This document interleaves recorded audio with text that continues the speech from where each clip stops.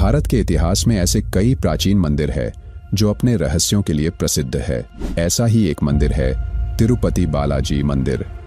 यह मंदिर अपने आप में कई अनसुलझे रहस्यों को समेटे हुए है, जो आपकी तो क्या वैज्ञानिकों की भी सोच से परे है। कहते हैं कि यह मंदिर भगवान विष्णु के अवतार वेंकटेश्वर को समर्पित है, लेकिन इस मंदिर के गर्भगृह में उपस्थित भगवान वेंकटेश्वर की मूर्ति किसी ने बनाई नहीं है, बल्कि यह खुद ही प्रकट हुई है।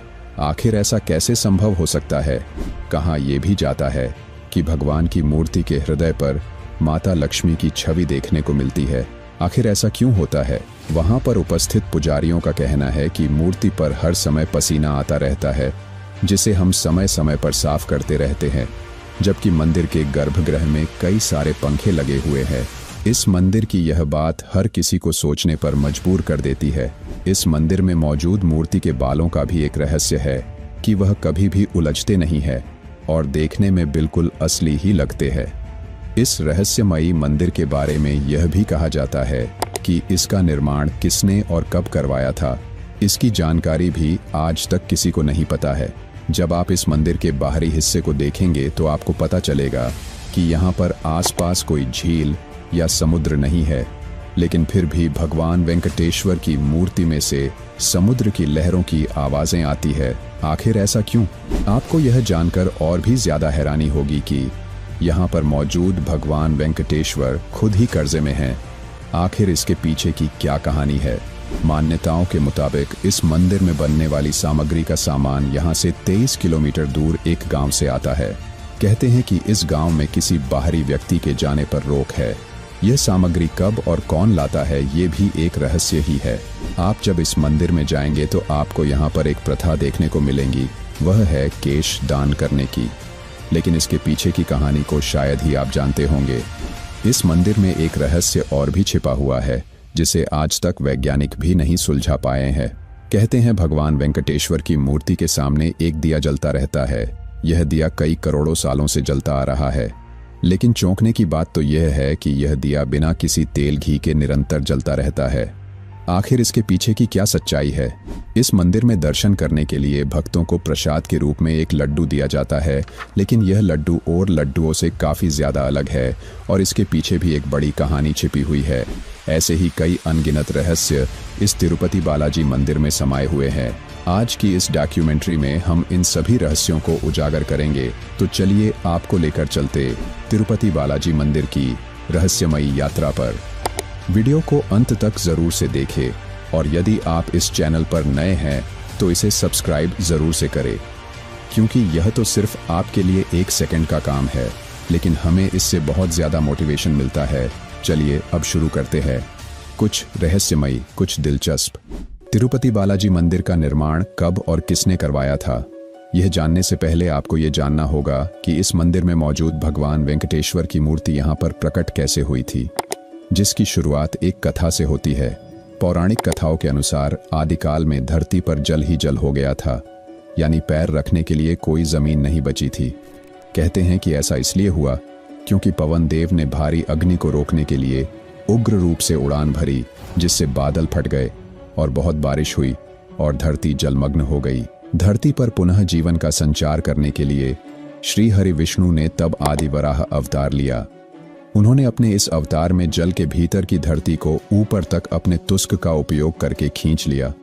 इसके बाद पुनः ब्रह्मा के योग बल से लोग रहने लगे और आदि वराह ने तब बाद में ब्रह्मा के अनुरोध पर एक रचना का रूप धारण किया और अपने बेहतर आधे 4 हाथों वाले भूदेवी के साथ कृदचला विमना पर निवास किया और लोगों को ध्यान योग और कर्म योग जैसे ज्ञान और वरदान देने का फैसला किया। कलयुग के प्रारंभ होने पर आदि वराह वेंकटाद्रि पर्वत छोड़कर अपने लोक चले गए, जिसके चलते ब्रह्मा जी चिंतित रहने लगे और नारद जी से विष्णु को पुनः लाने के लिए कहा। नारद एक दिन गंगा के तट पर गए, जहां पर राशि इस बात को लेकर भ्रम में थे कि हमारे यज्ञ का फल त्रिदेवों में से किसे मिलेगा। नारद जी ने उनकी शंका समाधान हेतु महर्षि भृगु को यह कार्य सौंपा। सबसे पहले महर्षि ब्रह्मा के पास गए। उन्होंने ब्रह्मा को नमस्कार नहीं किया, बस जाकर वहीं पर खड़े हो गए। उनके अपमानजनक व्यवहार पर ब्रह्मा क्रोधित हो गए, लेकिन अपने पुत्र के प्रति स्नेह ने उन्हें शांत कर दिया। इसके बाद महर्षि शिव के पास पहुंचे भगवान शिव ने जैसे ही महर्षि भृगु को आते देखा, वे प्रसन्न हो गए और भृगु अर्षि का आलिंगन करने लगे। पधारिए महर्षि भृगु, आपका स्वागत है, मेरा आलिंगन स्वीकार कीजिए। उन्होंने शिव का आलिंगन स्वीकार करने से इनकार कर दिया और कहा, महादेव, आपने हमेशा ही धर्म और वेदों की मर्यादाओं का उल्लंघन किया है। आप इन दुष्ट राक्षसों और असुरों को जो वरदान देते हैं, उनके कारण सृष्टि को कई प्रकार के संकटों का सामना करना पड़ता है। इसी कारण मैं आपका आलिंगन कदापि स्वीकार नहीं करूंगा। उनके कठोर शब्दों ने शिव को क्रोधित कर दिया, लेकिन माता पार्वती ने शिव को शांत किया। अंत में महर्षि विष्णु के पास बैकुंठ पहुंचे, जहां भगवान विष्णु सो रहे थे और देवी लक्ष्मी उनके चरण दबा रही थीं। महर्षि ने क्रोध में भगवान विष्णु की छाती पर लात मारी। विष्णु ने शांतिपूर्वक महर्षि से क्षमा मांगी और उनके चरण दबाए और कहा कि आपके चरण कोमल है और मेरा हृदय कठोर, कहीं आपको चोट तो नहीं लगी। भगवान विष्णु की सहिष्णुता और विनम्रता देखकर आर्षि भृगु को सभी आर्षियों को उत्तर दिया कि उनके यज्ञ का फल हमेशा भगवान विष्णु को समर्पित होगा। परंतु श्री हरि विष्णु की छाती पर लात मारने के कारण माता लक्ष्मी क्रोधित हो गई। उन्हें अपने पति का अपमान सहन नहीं हुआ और वे चाहती थीं कि भगवान विष्णु आर्षि भृगु को दंडित करें, परंतु ऐसा नहीं हुआ। परिणाम स्वरूप उन्होंने वैकुंठ को छोड़ दिया और तपस्या करने के लिए धरती पर आ गई और करवीरापुरा कोल्हापुर में ध्यान करना शुरू कर दिया। इधर विष्णु जी इस बात से दुखी थे कि माता लक्ष्मी उन्हें छोड़कर चली गई। कुछ समय बाद वे भी धरती पर आकर माता लक्ष्मी को ढूंढने लगे। जंगल और पहाड़ियों पर भटकने के बाद भी वह माता को खोज नहीं पाए। आखिर परेशान होकर विष्णु जी वेंकटाद्रि पर्वत में एक चींटी के आश्रय में विश्राम करने लगे। यह देखकर भगवान शिव और ब्रह्मा जी ने उनकी सहायता करने का फैसला किया। वे गाय और बछड़े का रूप धारण कर माता लक्ष्मी के पास गए। देवी लक्ष्मी ने उन्हें देखा और उस वक्त के सत्ताशीष शासक चोल राजा को उन्हें सौंप दिया। राजा ने उसे चरवाहे को सौंप दिया, लेकिन एक रोज उस गाय ने दूध देना बंद कर दिया।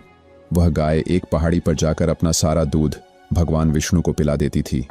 चरवाहे ने कहा, महाराज, जो गाय और उसका बछड़ा जंगल से मिले थे, उस गाय ने अब दूध देना बंद कर दिया है और रोजाना ही न जाने वह गाय अपने बछड़े के साथ कहाँ गायब हो जाती है और कुछ देर बाद ही लौट आती है। महाराज ने कहा, ऐसा कैसे हो सकता है? तुम्हें उस पर नजर रखनी चाहिए कि आखिर वह दूध क्यों नहीं दे रही और रोजाना वह कहाँ जाती है। मुझे इसकी पूरी खबर दो। सेवक ने गाय का पीछा किया। उसने देखा कि गाय अपना सारा दूध चींटियों की उस बांबी में गिरा देती है जिसमें भगवान विष्णु विश्राम कर रहे हैं, ताकि भगवान विष्णु गाय का दूध पी सके और उनकी भूख मिट सके। सेवक सब कुछ देख लेता है और गुस्से में आकर उस गाय की तरफ कुल्हाड़ी फेंकता है, लेकिन तभी भगवान विष्णु प्रकट होते हैं और गाय को बचाने में वह कुल्हाड़ी उनके माथे पर लग जाती है। कुल्हाड़ी से लगी उस चोट का निशान आज भी भगवान वेंकटेश्वर की मूर्ति में कायम है। भगवान विष्णु को कुल्हाड़ी लगते ही सेवक वहां से भागकर सीधा राजमहल पहुंचा और उसने सारी बात राजा चोल से कही। सेवक की बात सुनकर राजा चोल हैरान रह गए और घबराहट में भगवान विष्णु से क्षमा मांगने के लिए उस स्थान पर पहुंचे। भगवान विष्णु ने राजा चोल को क्षमा कर दिया और एक वरदान भी दिया कि तुम अपने अगले जन्म में आकाश राजा के रूप में पैदा होगे। तुम्हारी एक पुत्री होगी जिसका नाम होगा पद्मावती, और तुम्हारी पुत्री पद्मावती का विवाह मेरे अवतार वेंकटेश्वर से होगा। फिर राजा चोल ने आकाश राजा के रूप में अगला जन्म प्राप्त किया। उनके घर में पद्मावती नाम की एक कन्या का जन्म हुआ। उधर भगवान विष्णु ने भी वाकुल्ला नाम की एक महिला के पास श्रीनिवास के रूप में जन्म लिया। समय बीता, इधर पद्मावती बड़ी हुई, उधर श्रीनिवास यानी कि भगवान वेंकटेश्वर, जो कि भगवान विष्णु के ही अवतार थे, वे भी शादी के लायक हो गए थे। समय बीता और एक दिन श्रीनिवास एक जंगली हाथी का पीछा करते हुए आकाश राजा के बगीचे में जा पहुंचे, जहां आकाश राजा की बेटी पद्मावती अपनी सहेलियों के साथ खेल रही थी। श्रीनिवास और पद्मावती की नजरें मिली और उसी पल वे एक दूसरे से प्रेम करने लगे। जब पद्मावती ने अपने विवाह की बात अपने पिता राजा आकाश के सामने रखी तो उन्होंने इस विवाह से साफ इनकार कर दिया, क्योंकि श्रीनिवास एक निर्धन परिवार से थे। एक रात को भगवान विष्णु राजा आकाश के सपने में आए और उन्हें अपने दिए हुए वरदान के बारे में बताया, जिसके बाद राजा ने पद्मावती का विवाह श्रीनिवास से करने की सहमति रखी। जब श्रीनिवास और पद्मावती का विवाह हुआ तब वहां पर एक नियम था कि वर पक्ष को कुछ धन वधू पक्ष को देना होता था, तभी विवाह संपन्न माना जाता था। लेकिन श्रीनिवास जो कि निर्धन थे, उनके पास उतना धन नहीं था, इसलिए उन्होंने कुछ धन देवता कुबेर से उधार लिया था और कहा था कि यह धन मैं आपको कलयुग के अंत से पहले पहले लौटा दूंगा। इसी मान्यता को मानते हुए भक्त इस मंदिर में बहुत ज्यादा धन चढ़ाते हैं ताकि भगवान वेंकटेश्वर का लिया हुआ कर्ज कलयुग से पहले पहले बिना किसी कठिनाई के उतर सके। इसीलिए भगवान वेंकटेश्वर को यहाँ कर्ज में डूबा हुआ भी बोला जाता है। इस कथा के अनुसार ही जब पद्मावती और श्रीनिवास के विवाह का पता माता लक्ष्मी को चला तो वे इस बात पर विश्वास नहीं कर सकीं। उन्होंने पद्मावती और श्रीनिवास से मिलने का फैसला किया। जब माता लक्ष्मी श्रीनिवास से मिलने के लिए गई तब वहां पर पद्मावती भी मौजूद थी। पद्मावती और माता लक्ष्मी का पहली बार आपस में आमना सामना हुआ और वे बहस करने लगीं।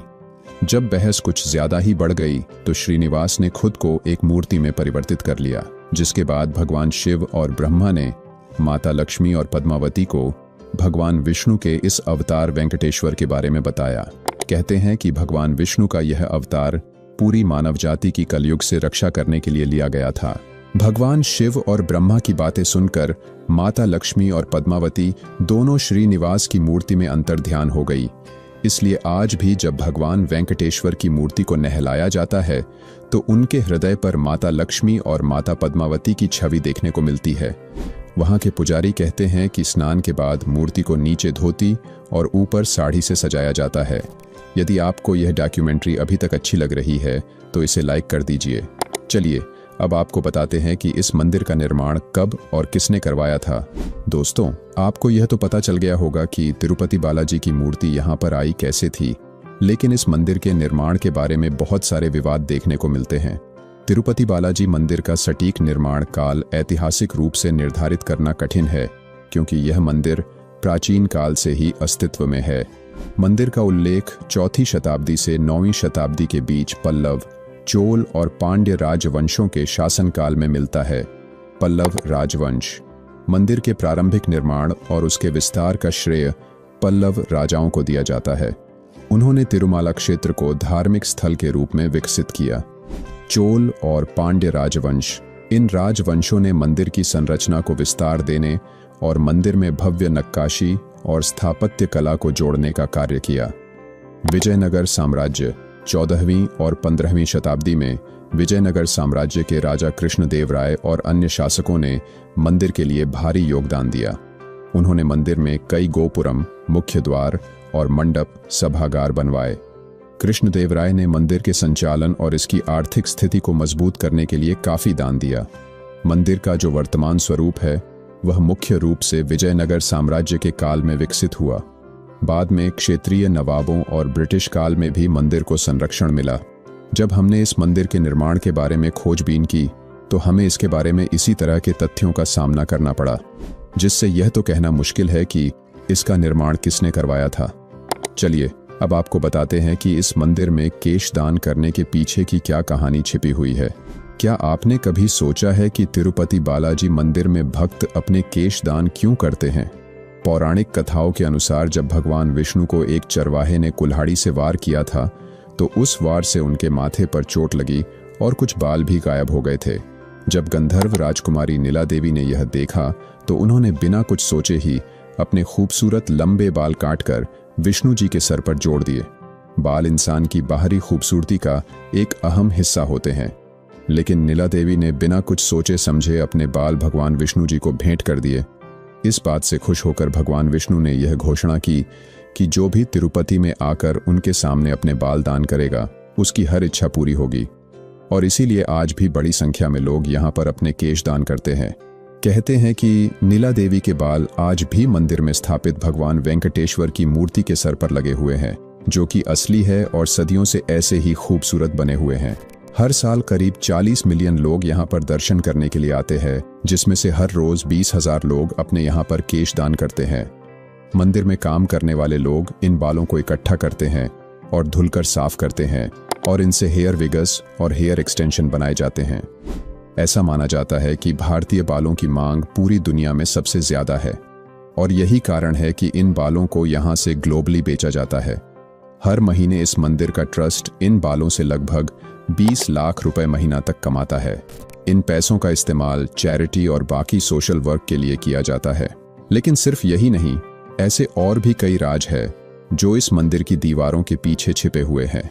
क्या आप जानते हैं कि मंदिर परिसर में पंखे हर वक्त चलते रहते हैं क्योंकि बालाजी को बहुत गर्मी लगती रहती है और यही कारण है कि हर वक्त उनकी मूर्ति पसीने से गीली रहती है। यहाँ के पंडित हर थोड़ी देर में कपड़े से मूर्ति को पोंछते रहते हैं, लेकिन फिर भी यह मूर्ति कभी भी पूरी तरह से नहीं सूखती क्योंकि कुछ ही देर बाद बालाजी के शरीर से गर्मी के कारण फिर से पसीना टपकने लगता है। सिर्फ यही नहीं, बालाजी की मूर्ति से हर समय ऐसी आवाज आती है मानो समुद्र की लहरें जोर जोर से किनारों से टकरा रही हों। लोगों का मानना है कि यह इस मूर्ति के जिंदा होने का प्रमाण है। कहते हैं कि बालाजी के चरणों से वैकुंठ की एक नदी बहती है, विराजा नदी, और मंदिर में बना कुआं भी इसी का हिस्सा है जिसे बोम्मल भावी कहा जाता है। ये कुछ कारण है जो लोगों को यकीन दिलाते हैं कि यहाँ सच में श्री विष्णु जी का वास है, इसलिए इसे कलयुग का वैकुंठ भी कहा जाता है। कहते हैं कि इस मंदिर में चढ़ने वाली हर एक चीज, चाहे वह दूध हो, फूल हो या कुछ और, वह मंदिर से 23 किलोमीटर दूर स्थित एक गांव से आती है। लेकिन न तो आज तक किसी ने इस गांव का नाम सुना है और ना ही इसे कोई ढूंढ पाया है। इस गांव को खोजने का प्रयास बहुत से लोगों ने किया है, लेकिन ये आज तक एक रहस्य ही बना हुआ है। बताते हैं कि तिरुपति बालाजी मंदिर की जगह 7 पहाड़ियों से मिलकर बनी हुई है, जिसे शेषनाग का रूप माना जाता है। तिरुपति मंदिर में प्रसिद्ध लड्डू प्रसाद की कहानी बहुत ही अद्भुत है। कहते हैं कि जब तिरुपति बालाजी मंदिर में भगवान वेंकटेश्वर की मूर्ति स्थापित की जा रही थी, तो पुजारियों को समझ नहीं आ रहा था कि प्रभु को भोग में क्या अर्पित करें। उसी समय एक बूढ़ी माँ लड्डू का थाल लेकर आई और कहा कि यह लड्डू की थाली प्रथम नैवेद्य के रूप में स्वीकार करें। पुजारियों ने वह लड्डू प्रभु को अर्पित किए और फिर प्रसाद के रूप में ग्रहण किए। लड्डू का स्वाद इतना अद्भुत था कि पुजारी भी हैरान रह गए। तब उन्होंने उस बूढ़ी माँ से लड्डू बनाने का तरीका पूछा। बूढ़ी माँ ने लड्डू बनाने का तरीका बताया और कुछ ही पलों में वहां से अंतर्ध्यान हो गईं। इस घटना के बाद माना गया कि खुद देवी लक्ष्मी ने प्रसाद का संकेत देने के लिए सहायता की थी। तब से यह लड्डू तिरुपति बालाजी में बनाए जाने लगे। कहते हैं कि भगवान वेंकटेश्वर की मूर्ति के सामने एक दिया हजारों साल से बिना किसी घी तेल के निरंतर जल रहा है। लेकिन ऐसा हो कैसे सकता है? यह सवाल आपके मन में जरूर से उठ रहा होगा। लेकिन इस सवाल का जवाब देते हुए वहां के पुजारी बताते हैं कि यही इस मंदिर के वैकुंठ होने का प्रमाण है। दिए के बारे में बताया जाता है कि यह दिया किसी ने जलाया नहीं था, बल्कि खुद ही जल गया था। जब से आज तक ये दिया जल ही रहा है। कई खोजकर्ताओं ने इसके पीछे छिपे रहस्यों के बारे में खोजबीन की है, परंतु उन्हें आज तक कुछ भी नहीं मिल पाया है। इस मंदिर में भक्त दूर दूर से अपनी मनोकामनाओं को लेकर आते हैं। सभी भक्त बड़ी श्रद्धा से पैसों और केश का दान देते हैं और भगवान वेंकटेश्वर भी सभी भक्तों के दुखों को हरते हैं और उनके जीवन को खुशियों से भर देते हैं। क्या आप कभी तिरुपति बालाजी मंदिर गए हैं? तो हमें कमेंट में जरूर बताएं। और यदि आपको इस मंदिर से जुड़े कुछ रहस्यों के बारे में जानकारी है तो वह भी आप हमसे साझा कर सकते हैं। हम मिलेंगे आपसे जल्द ही एक और कुछ रहस्यमयी, कुछ दिलचस्प डॉक्यूमेंट्री के साथ। धन्यवाद।